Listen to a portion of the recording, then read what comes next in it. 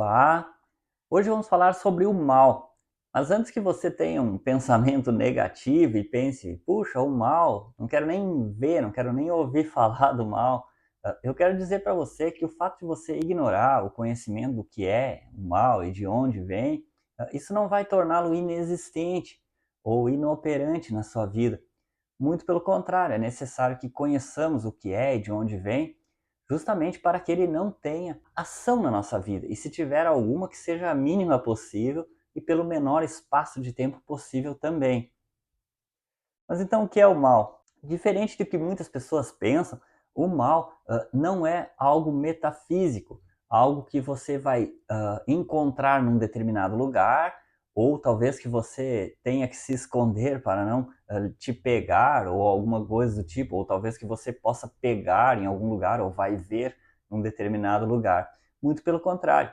Tanto é que a palavra de Deus fala que Deus criou todas as coisas e durante a descrição das coisas que foram criadas por Deus e a forma com que elas foram criadas no livro de Gênesis, não há nenhuma menção de Deus criando o mal. Muito pelo contrário, fala que todas as coisas que Deus criou eram boas. Deus olhava, regozijava-se e via que eram boas. Portanto, Deus não criou o mal. E antes da criação do mundo, Gênesis versículos 1 e 2, fala, porém, e a Terra era sem forma e vazia, portanto não pode existir algo físico em alguma coisa que não existe. Há apenas uma pequena possibilidade, uma menção no versículo 2, porém não de forma física ou em matéria, digamos assim. Portanto, o mal não é algo físico.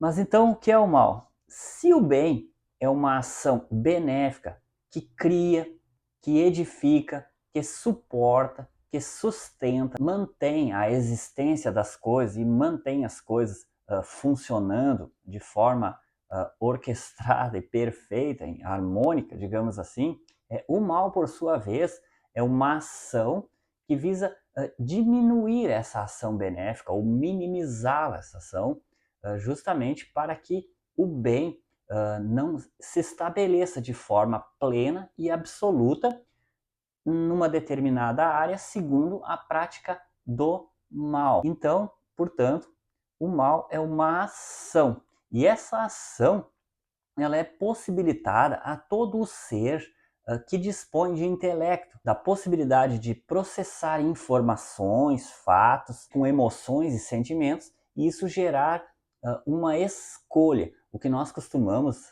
falar resumidamente de livre arbítrio.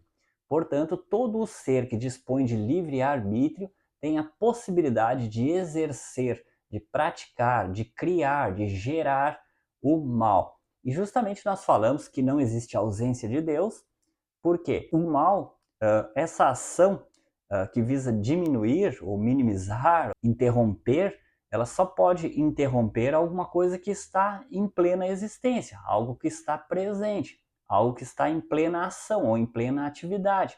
Portanto, não existe ausência de Deus ou ausência do bem de forma alguma, porque o mal é justamente uma tentativa de minimizar essa ação e, portanto, para minimizá-la ou interrompê-la ou tentar diminuí-la, o bem tem que estar presente, né? Porque senão não há justamente essa tentativa de impossibilitar alguma coisa que não esteja presente ou que não esteja em ação. Também quero abrir um parênteses rapidamente para falar um pouquinho sobre Satanás. Muitas pessoas pensam que Satanás é o mal, ou que o mal é Satanás. Mas o que acontece é que Satanás, ele é um ser que dispõe da escolha também. Então, portanto, ele é o pai da mentira, e todas as pessoas que têm a prática na sua vida da desobediência, da rebeldia, a palavra de Deus fala que são filhos da desobediência, ou seja, filhos do diabo. A palavra de Deus menciona assim. Portanto, ele é o pai da mentira, o pai dos que desobedecem, os que praticam o mal, de forma que ele foi o primeiro a exercer essa prática. Portanto, todos os que seguem o seu exemplo são seus filhos. Essa é a prática. Então, Satanás, na verdade, não é o próprio mal, mas sim alguém que exerceu essa prática primeiramente e, portanto, é pai de todos os que seguem essa prática e exercem essa prática. Mas tem algumas questões bem interessantes também, como por exemplo, Satanás ele já foi julgado por Deus, e ele foi arrogante, foi soberbo, portanto ele foi julgado e foi condenado. Então ele está passando um tempo por aqui, mas ele já foi sentenciado e o seu destino está traçado por Deus. E ele não é inimigo de Deus, muito pelo contrário, ele é nosso inimigo. De Deus ele é submisso, ele está submisso a Deus. E uma coisa também interessante é que Satanás já foi julgado e condenado. Nós, ao final desse tempo que nós estamos aqui, nós seremos julgados. Hebreus 9, 27 e 28 fala justamente isso. A todo homem está ordenado morrer uma vez só e depois disso o juízo. Portanto, Satanás já foi julgado e foi condenado, está passando um tempo por aqui, mas já está sentenciado. Nós seremos julgados depois desse tempo que nós estamos passando aqui. Uma coisa interessante também é que Satanás ele é submisso a Deus, como eu já mencionei.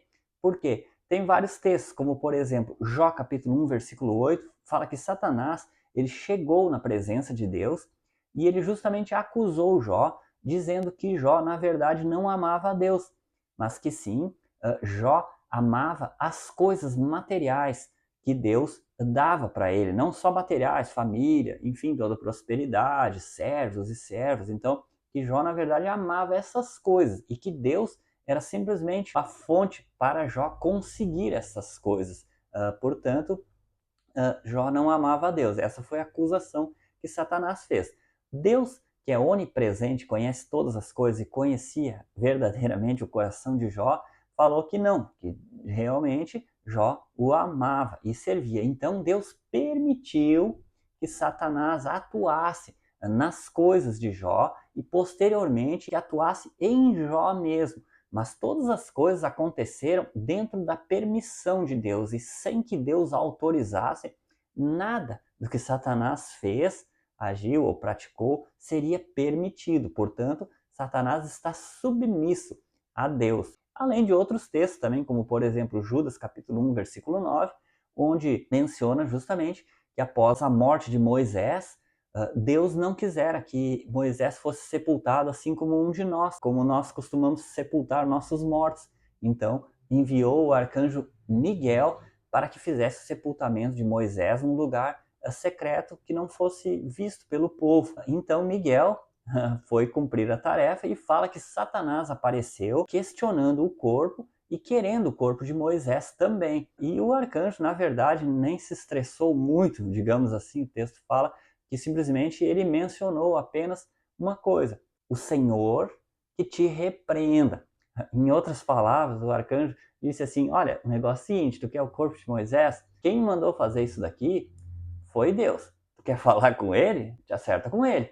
Isso foi suficiente simplesmente para Satanás se ausentar e não mais questionar coisa alguma. Ou seja, ele é submisso a Deus e tem todo um respeito porque ele sabe que Deus é Deus. Portanto, como eu já falei, o diabo não é inimigo de Deus, mas sim nosso inimigo. De Deus ele é submisso, está limitado.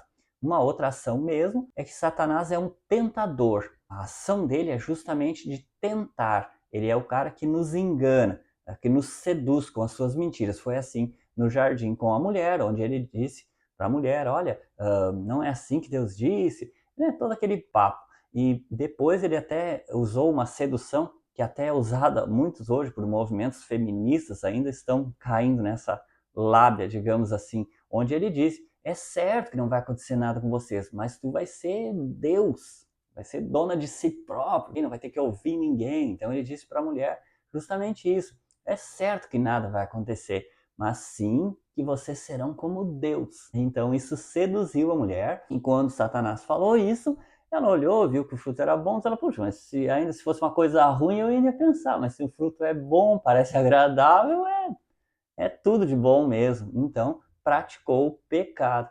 E isso ainda são ações que ainda hoje prevalecem e enganam muitas pessoas, conforme eu já mencionei aqui. Portanto, ele é o tentador. E também Satanás, ele é limitado por nós mesmos, a ação dele. Muitas pessoas pensam: Satanás vai fazer o que quiser na minha vida. Não, ele tem um limite de ação justamente na nossa vida, por Deus, conforme eu já mencionei, e também por nós mesmos. Tiago 4,7 fala justamente isso. Resistir ao diabo e ele fugirá de vós. Como que se resiste ao diabo? Jesus nos explicou tanto na teoria quanto na prática. Mateus capítulo 4, na tentação de Jesus, Jesus fala justamente isso. Então Satanás queria atuar na vida de Jesus, mudar a história, todo aquele negócio. Então ele questionou Jesus, que Jesus, sendo o Filho de Deus, poderia pegar algumas pedras e transformá-las em pão.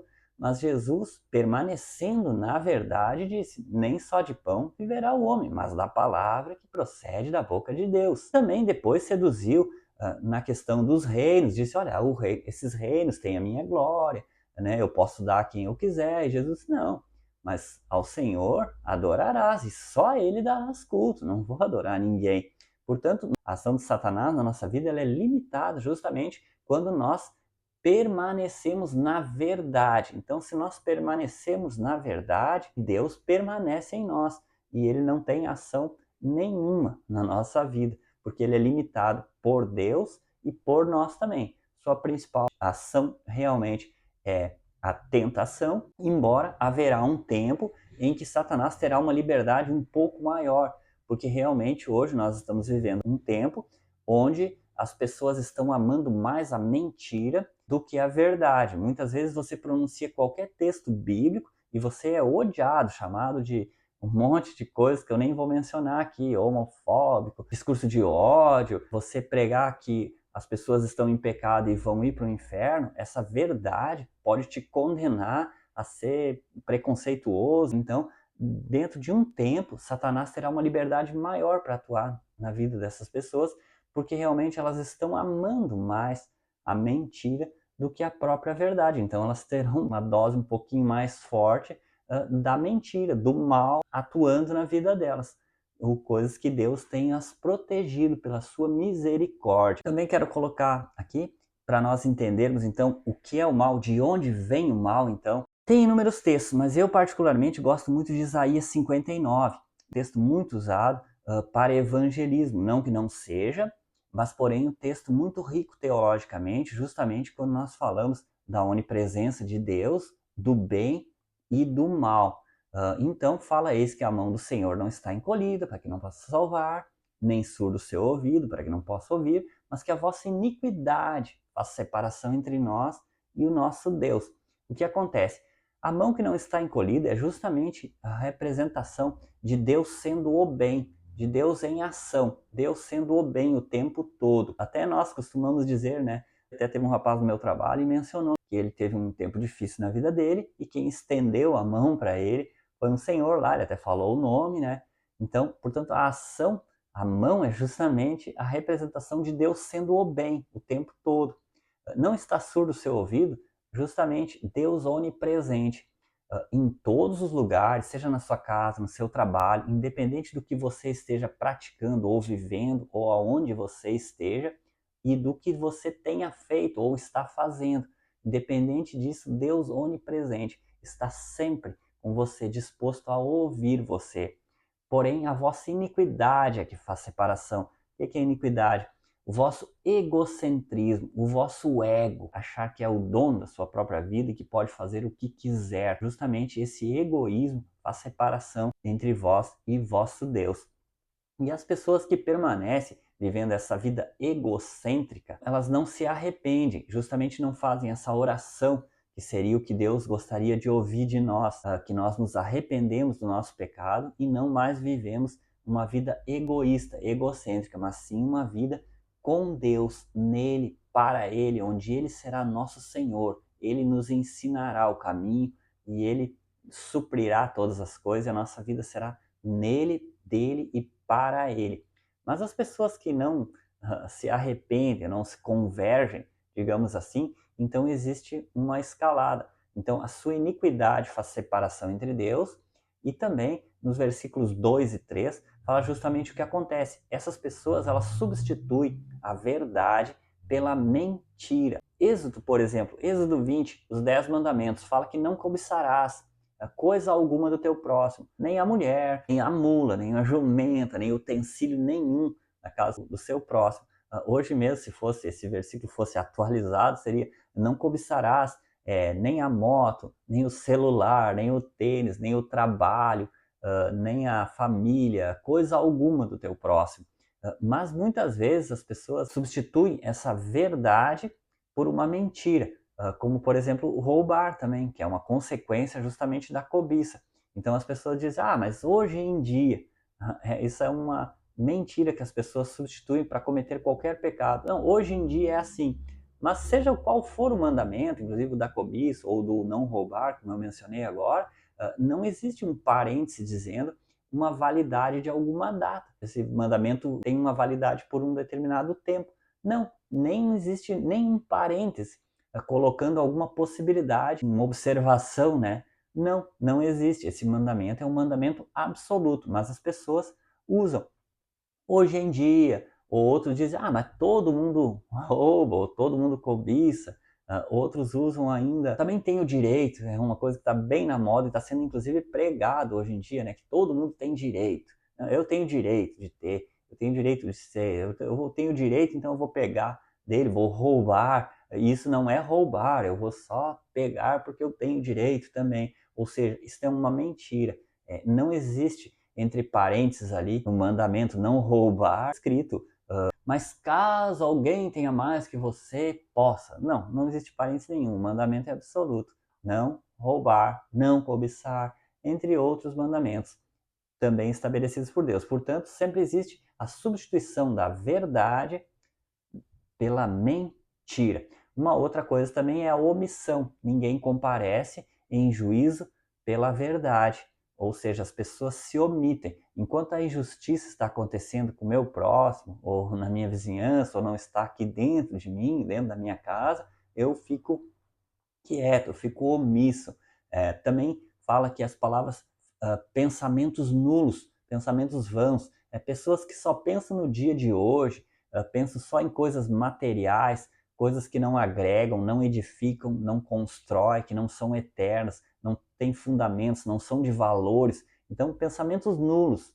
A boca fala palavras vazias. E por último, no versículo 4, fala justamente: então essas pessoas, elas concebem o mal, elas dão à luz ao mal. Em algumas traduções dizem: trazem à existência, criam o mal. Portanto, o mal é uma ação de toda pessoa que tem a possibilidade de escolha, e essas pessoas dão à luz ao mal. Portanto, o mal, ele vem do nosso coração, ele vem de dentro de nós. É justamente o que Jesus ensinou. Marcos 7, versículos 20 e 23, capítulo 7, versículos 20 e 23, Jesus está falando justamente isso, que do coração do homem, é do nosso coração que procedem todas as coisas. Adultérios. O adultério, primeiro, ele começa no coração do ser humano.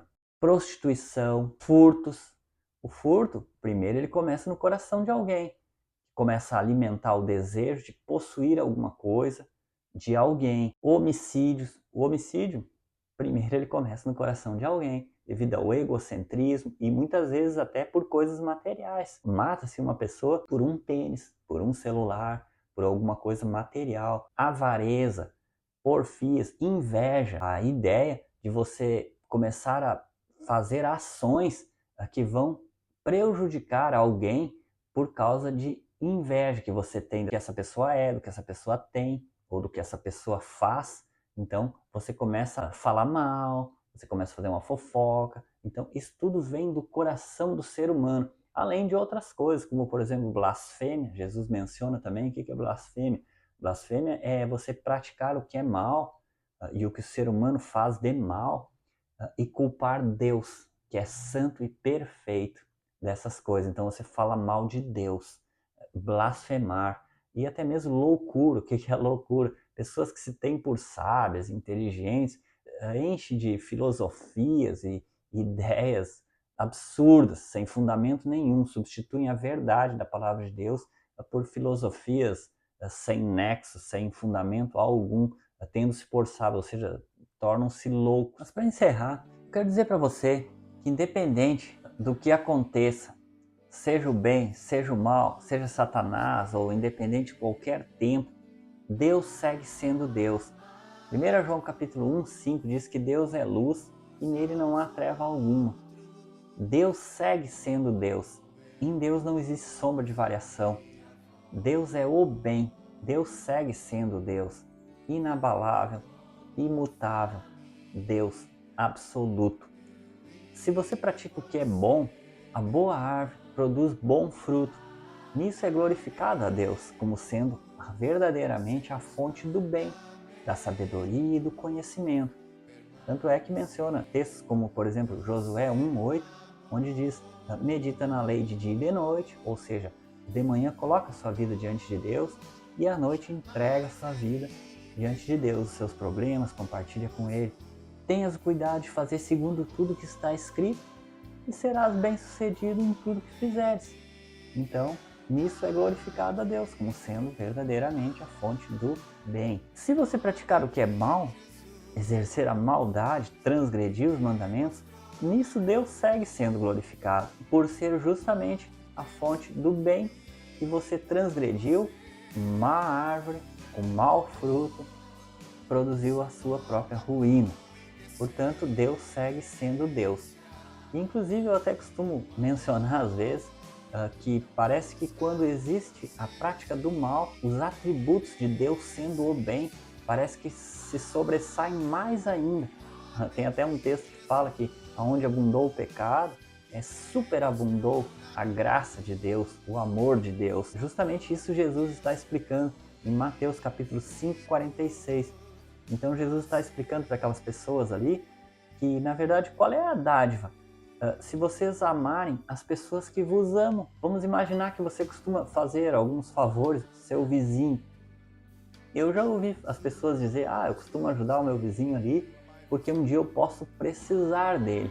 E é justamente isso que Jesus está explicando, que na verdade isso não é amor, mas sim uma troca de favores que você está fazendo para o seu vizinho, ou talvez ele até já tenha feito alguma coisa de bom e você só está retribuindo mesmo. Porém, com Deus, vosso Pai, Jesus fala, não é dessa forma, porque Deus nos ama. João 3,16 fala justamente que Deus nos amou sendo nós ainda pecadores, rebeldes, inimigos de Deus, inimigos do bem, mas Deus nos amou, enviou seu Filho amado, morreu por nós, pagou a nossa dívida, justamente para que nós não perecêssemos e ainda tivéssemos a vida eterna em seu nome. Portanto, nós não somos nada diante de Deus. Deus nos vivifica. Se não fosse Deus, nós seríamos apenas pó. Mas ainda assim, sendo pó, Deus nos vivifica, nos dá a vida, nos ama, nos liberta e ainda nos concede a vida eterna. Isso é amor incondicional, impagável. O amor de Deus nos constrange, porque nós não temos nem palavras para expressar quão grande amor Deus tem tido conosco. Hoje quero deixar um texto para você, um versículo, Isaías 50, versículo 5, onde Isaías fala: o Senhor me abriu os ouvidos e eu não fui rebelde, eu não me retraí. Que essa palavra possa se cumprir no seu coração, na sua vida, nesse dia de hoje. Em nome de Jesus, quero te abençoar para a glória do Senhor Jesus. Deus te abençoe e até o próximo vídeo.